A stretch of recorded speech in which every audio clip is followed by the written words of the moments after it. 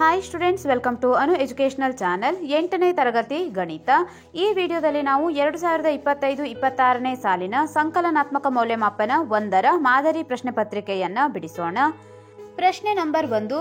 ಈ ಕೆಳಗಿನ ಪ್ರಶ್ನೆಗಳಿಗೆ 4 ಪರ್ಯಾಯ ಉತ್ತರಗಳನ್ನು ನೀಡಿದೆ. ಅವುಗಳಲ್ಲಿ ಸೂಕ್ತವಾದ ಉತ್ತರವನ್ನು ಆರಿಸಿ ಅದರ ಕ್ರಮಾಕ್ಷರದೊಂದಿಗೆ ಪೂರ್ಣ ಉತ್ತರವನ್ನು ಬರೆಯಿರಿ.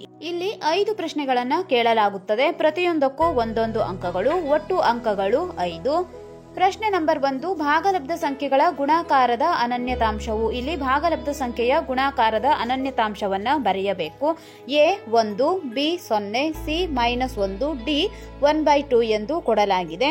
ಇಲ್ಲಿ ಯಾವುದೇ ಸಂಖ್ಯೆಯ ಗುಣಾಕಾರದ ಅನನ್ಯತಾಂಶ 1 ಆಗುತ್ತದೆ. ಏಕೆಂದರೆ ಯಾವುದೇ ಸಂಖ್ಯೆಯನ್ನು ನಾವು 1ರಿಂದ ಗುಣಿಸಿದಾಗ ಮತ್ತೆ ನಾವು ಪುನಃ ಅದೇ ಸಂಖ್ಯೆಯನ್ನ ಪಡೆಯಬಹುದು. ಆದ್ದರಿಂದ ಇಲ್ಲಿ ಭಾಗಲಬ್ಧ ಸಂಖ್ಯೆಗಳ ಗುಣಾಕಾರದ ಅನನ್ಯತಾಂಶವು ಕೂಡ ಒಂದೇ ಆಗಿರುತ್ತದೆ. ಆದ್ದರಿಂದ ಉತ್ತರ ಎ 1. ಪ್ರಶ್ನೆ ನಂಬರ್ 2. 3m + 4 = 10. ಈ ಸಮೀಕರಣದಲ್ಲಿ ಚರಾಕ್ಷರವು A 3, B 4, C m, D 10 ಎಂದು ಕೊಟ್ಟಿದ್ದಾರೆ. ಇಲ್ಲಿ ಚರಾಕ್ಷರವೆಂದರೆ ಎ ಇಂದ ಝಡ್ ವರೆಗಿನ ಯಾವುದೇ ಸಂಖ್ಯೆಯನ್ನ ಸಮೀಕರಣದಲ್ಲಿ ಕೊಟ್ಟಾಗ ಆ ಅಕ್ಷರಗಳನ್ನು ನಾವು ಚರಾಕ್ಷರಗಳು ಎಂದು ಕರೆಯುತ್ತೇವೆ. ಇಲ್ಲಿ 3, m, 4 ಮತ್ತು 10 ಎಂದು 4 ನೀವು ನೋಡಬಹುದು. ಇಲ್ಲಿ m ಎನ್ನುವುದು ಚರಾಕ್ಷರವಾಗಿದೆ. ಆದ್ದರಿಂದ ಉತ್ತರ ಸಿ m. ಮೂರನೇ ಪ್ರಶ್ನೆ. ಯಾವುದೇ ಒಂದು ಬಹುಭುಜದ ಎಲ್ಲ ಹೊರಕೋನಗಳ ಮೊತ್ತವು A 180 degree, B 360 degree, C 240 degree, D 90 degree ಎಂದು ಕೊಟ್ಟಿದ್ದಾರೆ. ಇಲ್ಲಿ ಬಹುಭುಜದ ಹೊರಕೋನಗಳ ಮೊತ್ತ 360 ಡಿಗ್ರಿಗೆ ಸಮನಾಗಿರುತ್ತದೆ. ಆದ್ದರಿಂದ ಉತ್ತರ ಬಿ 360 ಡಿಗ್ರಿ. ಪ್ರಶ್ನೆ ನಂಬರ್ 4. ಚಿಹ್ನೆಗಳನ್ನು ಬಳಸಿಕೊಂಡು ದತ್ತಾಂಶದ ಚಿತ್ರಣವನ್ನು ನೀಡುವ ನಕ್ಷೆಯು ಎ ಸ್ತಂಭ ನಕ್ಷೆ, ಬಿ ಚಿತ್ರ ನಕ್ಷೆ, ಸಿ ಪೈ ನಕ್ಷೆ, ಡಿ ಜೋಡಿ ಸ್ತಂಭ ನಕ್ಷೆ ಎಂದು ಕೊಟ್ಟಿದ್ದಾರೆ. ಇಲ್ಲಿ ಚಿಹ್ನೆಗಳನ್ನ ಬಳಸಿಕೊಂಡು ಎಂದರೆ ಚಿತ್ರಗಳನ್ನ ಬಳಸಿಕೊಂಡು ದತ್ತಾಂಶವನ್ನ ನೀಡುವ ಅಥವಾ ಚಿತ್ರಣವನ್ನ ನೀಡುವ ನಕ್ಷೆ ಎಂದು ನಾವು ಪರಿಗಣಿಸಬಹುದು. ಇಲ್ಲಿ ಬಿ ಚಿತ್ರ ನಕ್ಷೆ ಉತ್ತರವಾಗಿದೆ. ಚಿಹ್ನೆಗಳನ್ನು ಬಳಸಿಕೊಂಡು ದತ್ತಾಂಶಗಳ ಚಿತ್ರಣವನ್ನ ನೀಡುವಂತಹ ನಕ್ಷೆಗೆ ನಾವು ಚಿತ್ರ ನಕ್ಷೆ ಎಂದು ಕರೆಯುತ್ತೇವೆ. ಆದ್ದರಿಂದ ಉತ್ತರವನ್ನ ಬಿ ಚಿತ್ರ ನಕ್ಷೆ ಎಂದು ಬರೆಯಬೇಕು. ಪ್ರಶ್ನೆ ನಂಬರ್ 5. ಈ ಕೆಳಗಿನವುಗಳಲ್ಲಿ ಪೂರ್ಣ ಘನ ಸಂಖ್ಯೆಯು ಎ 128, ಬಿ 100, ಸಿ 1000 ಮತ್ತು ಡಿ 225 ಎಂದು ಕೊಟ್ಟಿದ್ದಾರೆ. ಇಲ್ಲಿ ಪೂರ್ಣ ಘನ ಸಂಖ್ಯೆ ಎಂದರೆ ಯಾವುದಾದರೂ ಒಂದು ಸಂಖ್ಯೆಯನ್ನು ನಾವು 3 ಬಾರಿ ಗುಣಿಸಿದಾಗ ಬರುವಂತಹ ಘನ ಸಂಖ್ಯೆ. ಇಲ್ಲಿ 128 ಮತ್ತು 100, 225 ಇವುಗಳು ಪೂರ್ಣ ಘನ ಸಂಖ್ಯೆಯಲ್ಲ. ಸಿ 1000 ಎಂದು ಕೊಡಲಾಗಿದೆ. 1000 ಇದು ಪೂರ್ಣ ಘನ ಸಂಖ್ಯೆಯಾಗಿದೆ. ಏಕೆಂದರೆ ಇಲ್ಲಿ 10 ನಾವು 3 ಬಾರಿ ಗುಣಿಸಿದಾಗ 1000ವನ್ನ ಪಡೆಯಬಹುದು. 10 100, 100 1000. ಇಲ್ಲಿ 10 ನಾವು 3 ಬಾರಿ ಗುಣಿಸಿ 1000ವನ್ನ ಪಡೆಯಬಹುದಾಗಿದೆ. ಆದ್ದರಿಂದ ಇಲ್ಲಿ ಪೂರ್ಣ ಘನ ಸಂಖ್ಯೆ 1000 ಎಂದು ಬರೆಯಬೇಕು. ಪ್ರಶ್ನೆ ನಂಬರ್ 2. ಈ ಕೆಳಗಿನ ಪ್ರಶ್ನೆಗಳಿಗೆ ಉತ್ತರಿಸಿ. ಇಲ್ಲೂ ಕೂಡ 5 ಪ್ರಶ್ನೆಗಳನ್ನ ಕೇಳಲಾಗುತ್ತದೆ. ಪ್ರತಿಯೊಂದಕ್ಕೂ ಒಂದೊಂದು ಅಂಕಗಳು. ಒಟ್ಟು ಅಂಕಗಳು 5. ಇಲ್ಲಿ ಅತ್ಯಂತ ಚಿಕ್ಕದಾದಂತಹ ಪೂರ್ಣವರ್ಗ ಸಂಖ್ಯೆ ಮತ್ತು ಒಂದಕ್ಕಿಂತ ದೊಡ್ಡದಾದ ಅತ್ಯಂತ ಪೂರ್ಣ ಘನ ಸಂಖ್ಯೆ ಯಾವುದು ಎಂದು ಕೇಳಲಾಗಿದೆ. 8ನೇಯದಾಗಿ ಭಾಗಲಬ್ಧ ಸಂಖ್ಯೆಗಳ ಸಂಕಲನದ ಅನನ್ಯತಾಂಶ ಮತ್ತು ವೃತ್ತ ನಕ್ಷೆ. ಇಲ್ಲಿ ಭಾಗಲಬ್ಧ ಸಂಖ್ಯೆಗಳ ಸಂಕಲನದ ಅನನ್ಯತಾಂಶವೆಂದರೆ 0 ಎಂದು ನೀವು ಬರೆಯಬೇಕು. ವೃತ್ತ ನಕ್ಷೆ ಅಥವಾ ಪೈ ನಕ್ಷೆ ಎಂದರೇನು ಎಂದು ಕೇಳಲಾಗಿದೆ. ಈ ಹೇಳಿಕೆಯನ್ನ ಬರೆಯಬೇಕು. ಇಲ್ಲಿ 11² 121 ಆದರೆ 121ರ ವರ್ಗಮೂಲವೆಷ್ಟು ಎಂದು ಕೇಳಲಾಗುತ್ತದೆ. ಪ್ರಶ್ನೆ ನಂಬರ್ 3ರಲ್ಲಿ ಈ ಕೆಳಗಿನ ಪ್ರಶ್ನೆಗಳಿಗೆ ಉತ್ತರಿಸಿ. ಇಲ್ಲಿ 2 ಅಂಕಗಳ 7 ಪ್ರಶ್ನೆಗಳನ್ನ ಕೇಳಲಾಗುತ್ತದೆ. ಒಟ್ಟು ಅಂಕಗಳು 14. ಇಲ್ಲಿ 10ರ ಪ್ರಶ್ನೆಯಲ್ಲಿ ಪೈಥಾಗೋರನ್ ತ್ರಿವಳಿಯ ಮೇಲೆ ಒಂದು ಪ್ರಶ್ನೆಯನ್ನ ಕೇಳಲಾಗುತ್ತದೆ. ನಂತರ ಘನಮೂಲವನ್ನು ಅವಿಭಾಜ್ಯ ಅಪವರ್ತನ ವಿಧಾನದಿಂದ ಕಂಡುಹಿಡಿಯಲು ಯಾವುದಾದರೂ ಒಂದು ಸಂಖ್ಯೆಯನ್ನ 11ನೇ ಪ್ರಶ್ನೆಯಲ್ಲಿ ಕೇಳಲಾಗುತ್ತದೆ. ಇಲ್ಲಿ 12ನೇ ಪ್ರಶ್ನೆಯಲ್ಲಿ ಯಾವುದಾದರೂ ಗುಣಗಳನ್ನ ಬಳಸಿಕೊಂಡು ಉತ್ತರವನ್ನ ಕಂಡುಹಿಡಿಯುವಂತಹ ಭಾಗಲಬ್ಧ ಸಂಖ್ಯೆಗಳ ಲೆಕ್ಕವನ್ನ ಕೊಡಲಾಗುತ್ತದೆ. 13ರಲ್ಲಿ ಸಮೀಕರಣ ಬಿಡಿಸುವ ಲೆಕ್ಕ. 14ರಲ್ಲಿ ಇಲ್ಲಿ ಯಾವುದಾದರೂ ಒಂದು ಚತುರ್ಭುಜ, ಪತಂಗ, ತ್ರಿಭುಜ ಈ ರೀತಿಯ ಬಹುಭುಜಗಳ ಗುಣಲಕ್ಷಣಗಳನ್ನು ಬರೆಯಲು ಕೇಳಲಾಗುತ್ತದೆ. ಪ್ರಶ್ನೆ ನಂಬರ್ 15ರಲ್ಲಿ ಇಲ್ಲಿ 2 ಪ್ರಶ್ನೆಗಳನ್ನು ಕೇಳಲಾಗುತ್ತದೆ. ಇಲ್ಲಿ ಪ್ರಶ್ನೆ ನಂಬರ್ 15 ದತ್ತಾಂಶಗಳ ನಿರ್ವಹಣೆ ಪಾಠದ ಮೇಲೆ ಕೇಳಲಾಗುತ್ತದೆ. 16ನೇ ಪ್ರಶ್ನೆಯಲ್ಲಿ ಸ್ತಂಭ ನಕ್ಷೆಯ 2 ಗುಣಲಕ್ಷಣಗಳನ್ನು ಬರೆಯಬೇಕು. ಪ್ರಶ್ನೆ ನಂಬರ್ 4, ಈ ಕೆಳಗಿನ ಪ್ರಶ್ನೆಗಳಿಗೆ ಉತ್ತರಿಸಿ. ಇಲ್ಲಿ 6 ಪ್ರಶ್ನೆಗಳನ್ನು ಕೇಳಲಾಗುತ್ತದೆ. ಪ್ರತಿಯೊಂದಕ್ಕೂ 3 ಅಂಕಗಳು, ಒಟ್ಟು ಅಂಕಗಳು 18.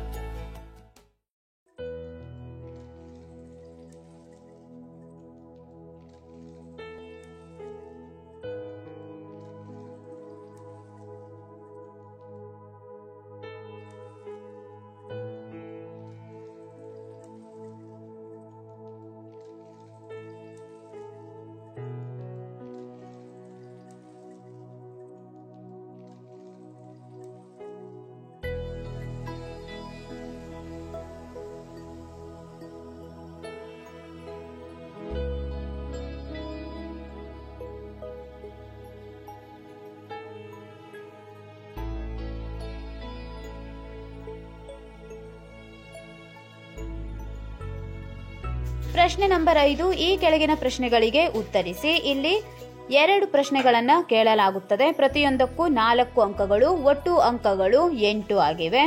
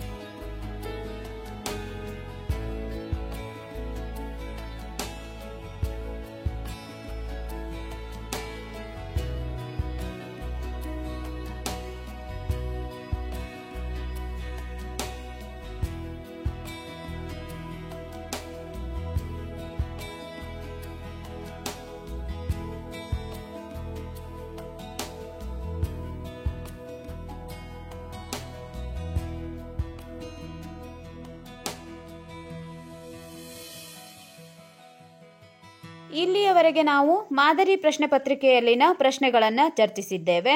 ಈಗ ಯಾವ ಪಾಠದಿಂದ ಎಷ್ಟು ಅಂಕಗಳ ಪ್ರಶ್ನೆಗಳನ್ನು ಕೇಳಲಾಗುತ್ತದೆ ಎಂಬುದನ್ನು ಚರ್ಚಿಸೋಣ. ಇಲ್ಲಿ ಘಟಕಗಳು ಮತ್ತು ಒಟ್ಟು ಪ್ರಶ್ನೆ, ಒಟ್ಟು ಅಂಕಗಳನ್ನು ಕೊಡಲಾಗಿದೆ. ಮೊದಲನೆಯದಾಗಿ ಪಾಠ 1 ಭಾಗಲಬ್ಧ ಸಂಖ್ಯೆಗಳು. ಈ ಪಾಠದಿಂದ 1 ಅಂಕದ 1 ಪ್ರಶ್ನೆ, ಇನ್ನೊಂದು 1 ಅಂಕದ 1 ಪ್ರಶ್ನೆ ಮತ್ತು 1 ಅಂಕದ 3 ಪ್ರಶ್ನೆಗಳನ್ನು ಕೇಳಲಾಗುತ್ತದೆ. ಒಟ್ಟು ಪ್ರಶ್ನೆಗಳು 3. ಇಲ್ಲಿ ಬರಬಹುದಾದಂತಹ ಒಟ್ಟು ಅಂಕಗಳು 5 ಆಗಿದೆ. ಎರಡನೇ ಪಾಠ 1 ಚರಾಕ್ಷರವುಳ್ಳ ರೇಖಾತ್ಮಕ ಸಮೀಕರಣಗಳು. ಈ ಪಾಠದಿಂದ 1 ಅಂಕದ 2 ಪ್ರಶ್ನೆಗಳು ಮತ್ತು 3 ಅಂಕದ ಒಂದು ಪ್ರಶ್ನೆ ಮತ್ತು 2 ಅಂಕದ ಒಂದು ಪ್ರಶ್ನೆಯನ್ನ ಕೇಳಲಾಗುತ್ತದೆ. ಇಲ್ಲಿ ಕೇಳಬಹುದಾದಂತಹ ಪ್ರಶ್ನೆಗಳ ಸಂಖ್ಯೆ 4. ಈ ಪಾಠದಿಂದ ಬರಬಹುದಾದಂತಹ ಅಂಕಗಳು 7 ಆಗಿದೆ. ಪ್ರಶ್ನೆ ನಂಬರ್ 3 ಚತುರ್ಭುಜಗಳ ಪರಿಚಯ. ಈ ಪಾಠದಿಂದ 1 ಅಂಕದ ಒಂದು ಪ್ರಶ್ನೆ, ಇನ್ನೊಂದು 1 ಅಂಕದ ಒಂದು ಪ್ರಶ್ನೆ, 2 ಅಂಕದ ಒಂದು ಪ್ರಶ್ನೆ ಮತ್ತು 4 ಅಂಕದ ಒಂದು ಪ್ರಶ್ನೆಗಳನ್ನ ಕೇಳಲಾಗುತ್ತದೆ.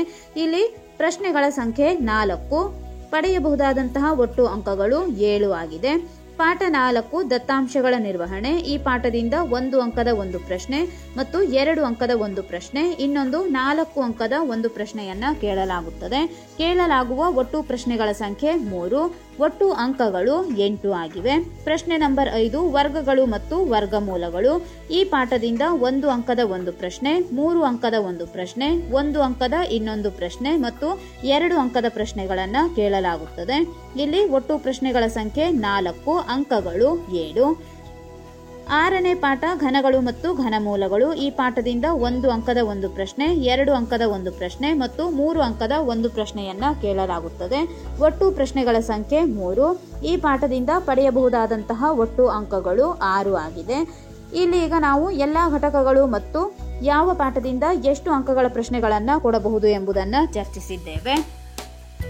ಈ ವಿಡಿಯೋದಲ್ಲಿ ನಾವು 2025-26ನೇ ಸಾಲಿನ 8ನೇ ತರಗತಿ ಗಣಿತ ವಿಷಯದ ಸಂಕಲನಾತ್ಮಕ ಮೌಲ್ಯಮಾಪನ 1ರ ಮಾದರಿ ಪ್ರಶ್ನೆ ಪತ್ರಿಕೆಯನ್ನ ಬಿಡಿಸಿದ್ದೇವೆ ಮತ್ತು ಯಾವ ಪಾಠದಿಂದ ಎಷ್ಟು ಅಂಕಗಳ ಪ್ರಶ್ನೆಗಳನ್ನ ಕೇಳಲಾಗುತ್ತದೆ ಎಂಬುದನ್ನು ಸಹ ಇಲ್ಲಿ ಚರ್ಚಿಸಲಾಗಿದೆ. ಮುಂದಿನ ವಿಡಿಯೋಗಳಲ್ಲಿ ಇನ್ನುಳಿದ ವಿಷಯಗಳ ಎಲ್ಲ ಮಾದರಿ ಪ್ರಶ್ನೆ ಪತ್ರಿಕೆಗಳನ್ನ ಬಿಡಿಸೋಣ.